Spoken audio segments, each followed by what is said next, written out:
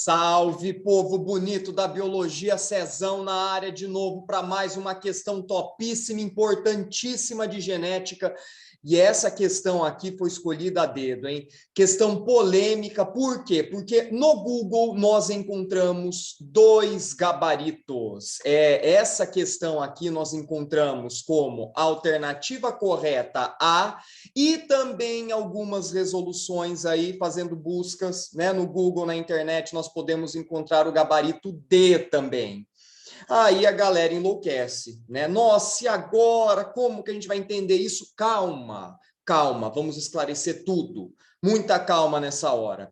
Pessoal, vamos para o enunciado. Em relação à herança, assinale com V ou F, conforme seja verdadeiro ou falso, o que se afirma a seguir. Primeira afirmação.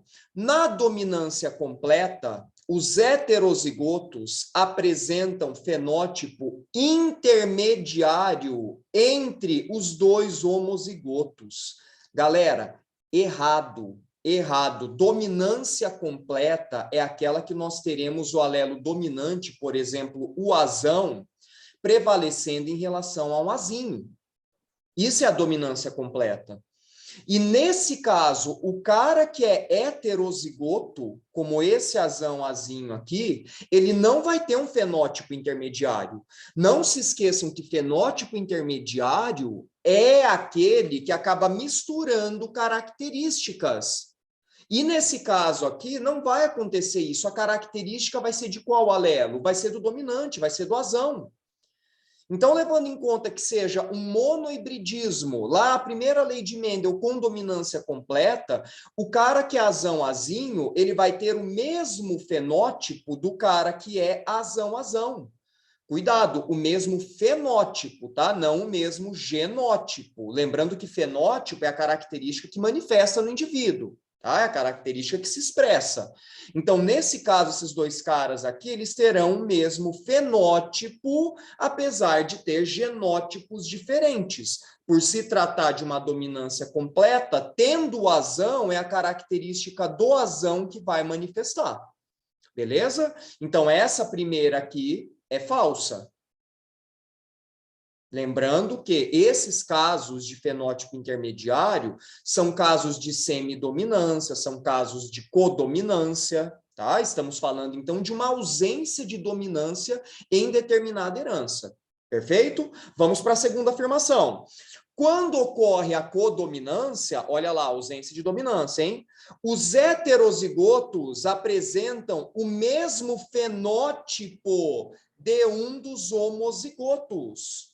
Ó, quando ocorre a codominância, os heterozigotos apresentam o mesmo fenótipo de um dos homozigotos. Errado, galera, errado. No caso da codominância, o que vai acontecer? Quando esses dois alelos se encontram, eles manifestam uma nova característica, um novo fenótipo.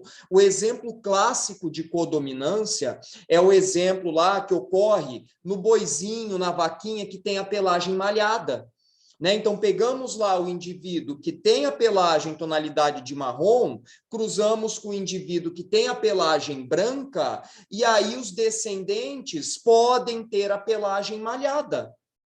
Perfeito? Então, esse é um caso de codominância em que o heterozigoto terá um fenótipo diferente. Aí sim, estamos falando de uma ausência de dominância. Ausência de dominância. Tá? É o caso da codominância, o exemplo clássico, muito trabalhado aí nos materiais didáticos, é esse do boizinho, da vaquinha, tá? Essa pelagem malhada, que daí vai ser a característica intermediária que surge do encontro da característica que é a tonalidade marrom, toda marrom, e a outra que é toda branca.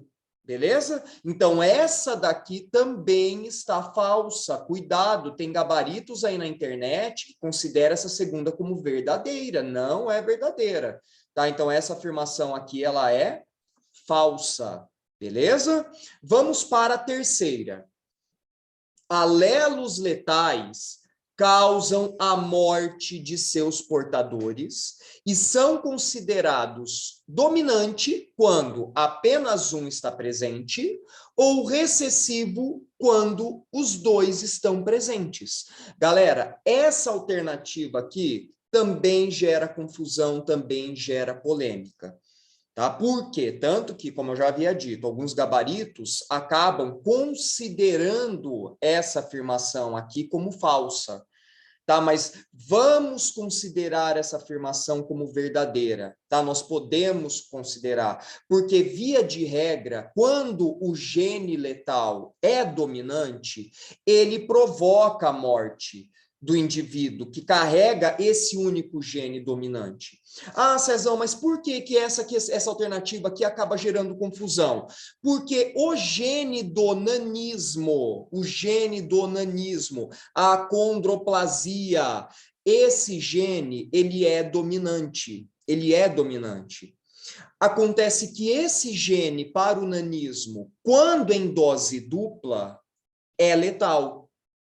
E quando em dose simples, dose única, ele provoca o nanismo no indivíduo. Perceberam, então?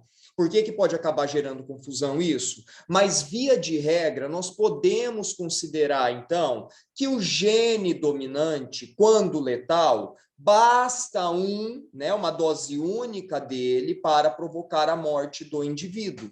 Tá? E, via de regra, quando o gene letal é recessivo, são necessários os dois genes, os dois alelos para provocar a morte do indivíduo. Tá? Mas existe esse caso na nossa espécie, que é da acondroplasia, tá? O gene do nanismo. Lembrando que ele é um gene letal, porém é dominante, porém, quando em dose simples, ele provoca o nanismo no indivíduo. E quando em dose dupla, ele é letal. Ok? Então, muito cuidado com isso. Então, vamos considerar essa alternativa aqui como sendo correta. Perfeito?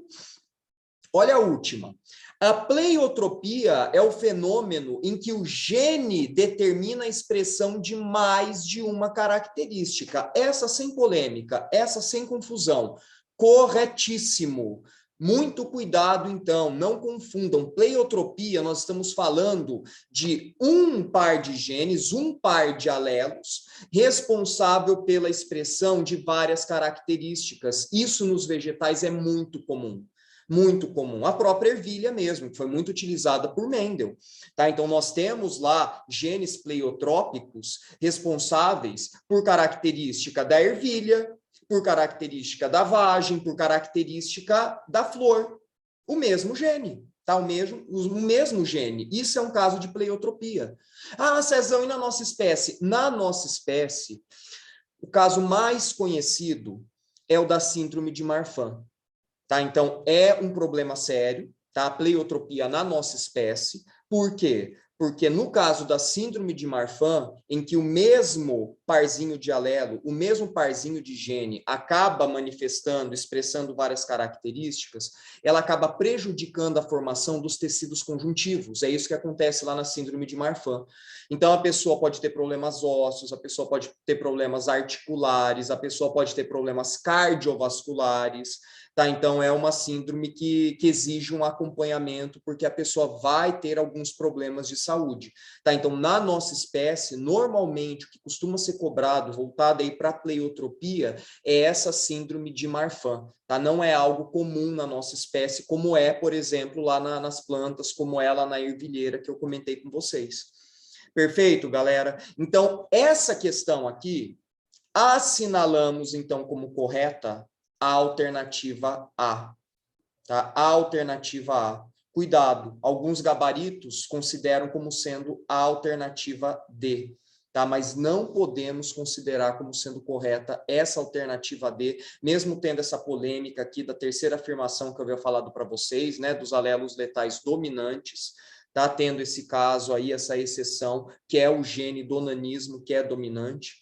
Ok? Então, via de regra, consideramos como correta essa terceira afirmação. Beleza, galera? Espero ter ajudado aí. Se tiverem dúvidas, por favor, mandem aqui no nosso bate-papo e até a próxima super correção de exercícios. Abração para todos e até mais. Tchau, tchau.